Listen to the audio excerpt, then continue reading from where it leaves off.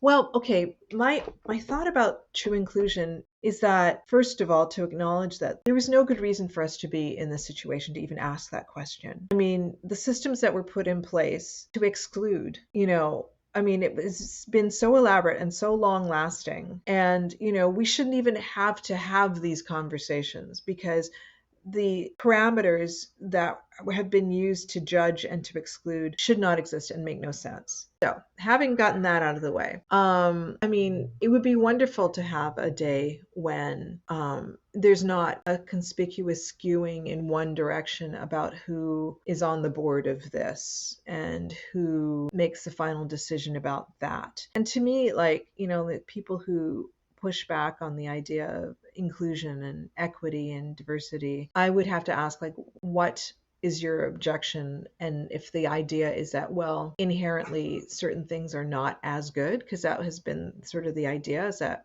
just making the assumption, well, this person did it, so it can't be as good. The underlying logic there is non existent.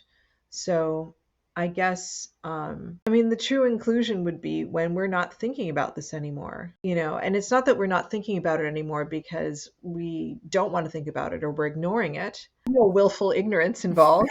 It's just we don't have to think about it anymore because, I mean, it's just like the obvious thing that should have happened in the first place is happened. And get enough of those people, and we get to the point where, like I said, we're not thinking about it anymore. And everybody's like, that's equity. And diversity is because there are a diversity of people, and you say there's no one who inherently doesn't belong. So that's where the diversity comes in when you have these disproportionate things. And inclusion, of course, is part of that. In case you missed the premiere of this season's grand finale episode, watch the full episode on our YouTube channel or listen everywhere on podcasts today. Follow and subscribe to the Piano Pod, where tradition meets innovation in classical piano.